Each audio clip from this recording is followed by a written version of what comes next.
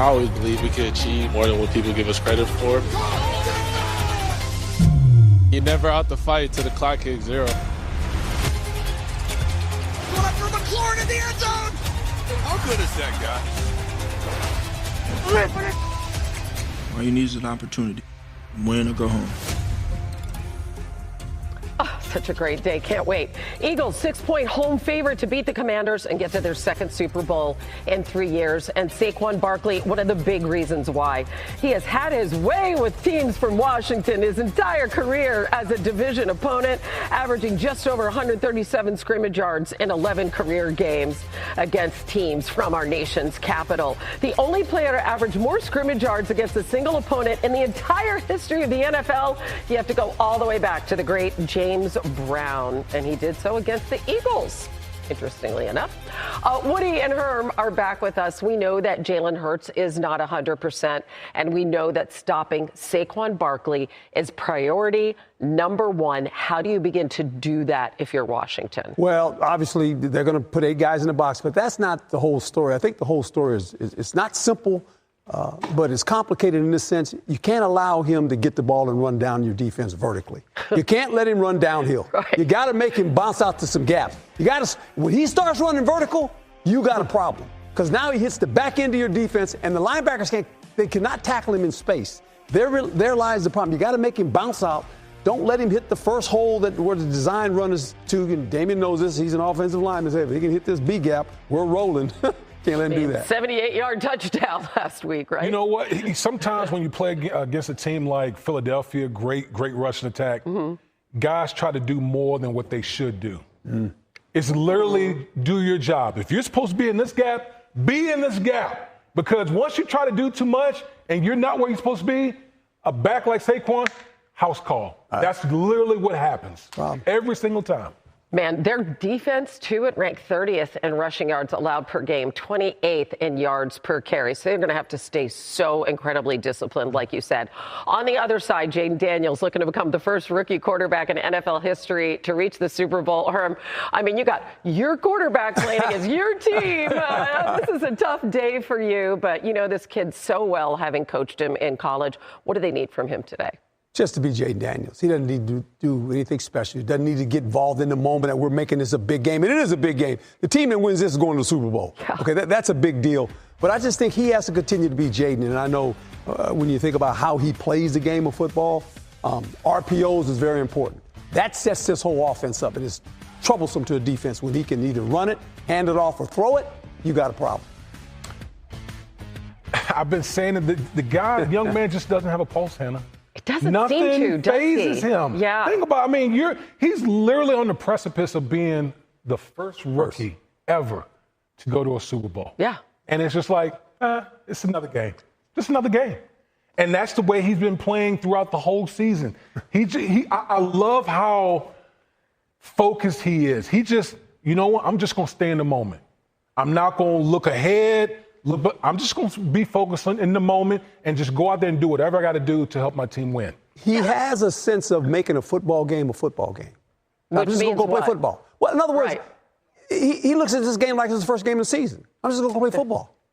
He doesn't get all involved in all the stuff we get to talk about. He says, I'm going to go play football. I'm going to play quarterback, play football. I mean, Jeremy Fowler was saying this week they were so loose in practice, short practices. He was dancing around. I mean, really everything that you're saying about him. By the way, he had 5 touchdowns in their win over the Eagles in Week 16. He had 5. We'll be getting into that later. Thanks, fellas. Yep. We'll be without starting safety Taylor Rapp for Sunday's AFC Championship game as he deals with back and hip injuries, and expected to start in his place is rookie Cole Bishop. This would be Bishop's 5th career start, and I asked him, what's this week been like preparing for a game like this? And he said really this week he's been trying to keep it pretty normal, doing his normal routine, but he did acknowledge that this isn't like every other game, alluding to that AFC Championship and everything that comes with it. When I asked Coach Sean McDermott about Bishop, he said yes, he is confident in his abilities. As this defense prepares for a tough task amidst these injuries of becoming just the 3rd team since 2018 to beat a Patrick Mahomes-led Chiefs team twice in a single season. In Kansas City this weekend, it is business as usual. The business, of course, being KC's 7th straight AFC Championship game. The Chiefs' 2022 draft class actually has no idea what it's like to not play in the Super Bowl and win it every year. Cornerback Trent McDuffie is one of those players. He told me that few people get this opportunity, and it makes him want to fight even harder on Sunday. Now, Kansas City is treating the weekend like they do for really every other Sunday night primetime game. The biggest difference might just be the excitement in the building. As Andy Reid says, that's why you get into this business. It's best against best, and his final message to players is, be yourself. Thank you, ladies. In the NFC title quarterback matchup, it's Jalen versus Jayden. The latter just continuing to make a name for himself this postseason. Our Sal Palantonio joins us from Lincoln Financial Field, his home away from home. And Sal, when you talk about Jayden Daniels, higher QBR against the Eagles than any other this season, 258 yards, 5 touchdowns passing, 81 yards rushing in their Week 16 win. So what's the plan for Vic Fangio against the rookie? Well, good morning, Hannah. Look at this absolutely perfect morning and day for the NFC Championship game. We've got a gray slate sky, overcast, about 30, 35 degrees. Perfect for January weather in the NFC Championship game on I-95 battle between Washington Commanders and the Philadelphia Eagles. And when I went into the back of the locker room on Friday afternoon, I talked to Zach Bond, their Pro Bowl linebacker. This year he has been lights out, but they've had trouble with Jayden Daniels. And I said to him, what is the deal with you guys and Jayden Daniels specifically? How do you attack him? He said, the key is they trust him. They trust him at all times. Run with the football or throw the football, but he's always got his eyes downfield, and we have to have our eyes on him. And they have to have their eyes on him through 4 quarters. Take a look at this graphic. This is pretty interesting. Jayden Daniels in the 4th quarter, 12 touchdown passes, leads the National Football League this year. That's including the postseason, 8.1 yards per attempt. And you go back to December 22nd, when the Eagles lost to the Washington Commanders in Landover, Maryland. The Eagles were up in that game 27-14, and Jayden Daniels hung 3 touchdown passes on them in the 4th quarter, Hannah.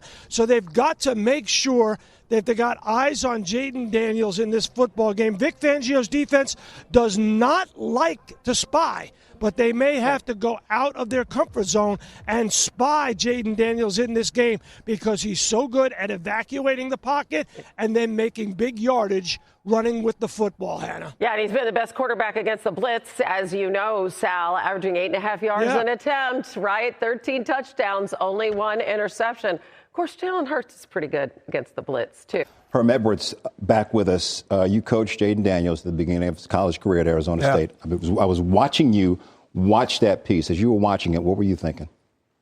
Just about the young man that I recruited when he was 17 years old. And to watch his maturity. Now, his mom and father have done a great job of raising this young man. And his humility, his willing to give back to the community and to people. He's a giver. Mm-hmm. He's not a taker. He's a giver. And he doesn't want anything in return. That's just who he is. And I think we're witnesses this right now on a big stage of him playing quarterback. And I think the head coach said something about him. He's one of the best guys, human beings on the team. That's the kind of guy he is. Beside all this other stuff floating around, he's just a good young man. I know y'all still talk. Yep. Without getting into all y'all's business. Yeah. Where is he right now, his growth and maturity through this season? Well, obviously, I think when any job you take on, you gain experience by playing. So just imagine now the journey he took as a rookie quarterback, and now he's in the championship game. Well, all this experience has paid off for him. And now he plays a Philadelphia Eagle team that it's his 3rd time playing them. He's very familiar with the team he's about to play. They're familiar with him as well, but he has knowledge now. And I think the more he gains knowledge, the more complete player he becomes. All right. Herm Edwards, appreciate you, man. Thank you, my friend. Hannah? Yeah, such an all morning long. So, Whitty, let's talk about playoff Trav last week, as Patrick Mahomes called him. A season-high 117 receiving yards. However, when they lost to the Bills in the regular season in Week 11, he only had 8. What are you expecting today? Well, I expect much better weather than the last matchup. But listen, the one thing when you talk about Travis Kelce and Patrick Mahomes is the chemistry. That's the thing that you just can't account for if you're the Buffalo Bills.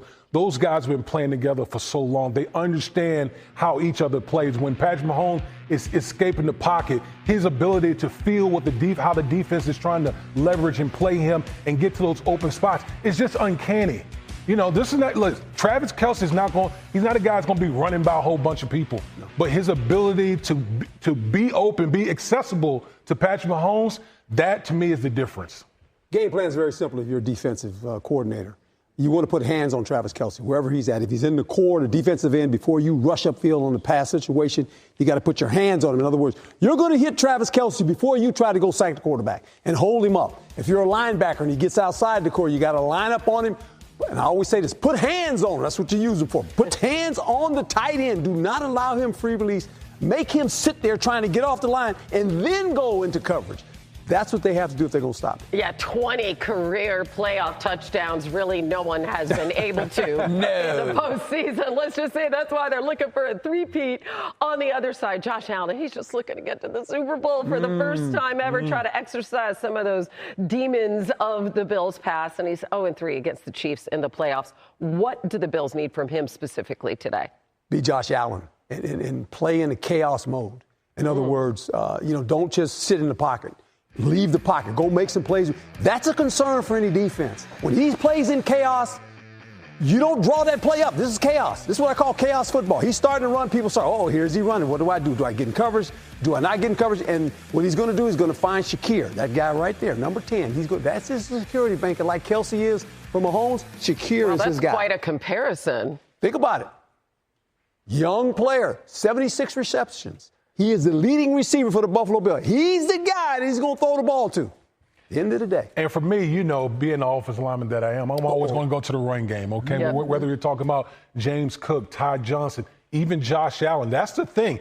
If I'm the Kansas City Chiefs, that's going to be the area that I'm concerned about the most. We saw your Houston Texans handle run the ball against the Chiefs last week. Don't get sensitive. This is maybe where the Chiefs are the most vulnerable to the run, whether it would have been the Ravens or the Bills. Correct. This is where they're vulnerable on defense, is the run game. That's the one thing the Buffalo Bills do very well is run the football, especially in the red zone with Josh Allen. Okay, so look for that to be, an area where the Buffalo Bills can try to exploit against that Steve Spagnuolo defense. I mean, and listen, Cook, he's been so key to them. 19 scrimmage touchdowns this season, including the playoffs. But y'all are our key men today. We're here with you today. You're the star. You're the star. The X's and O's all morning long, Jay.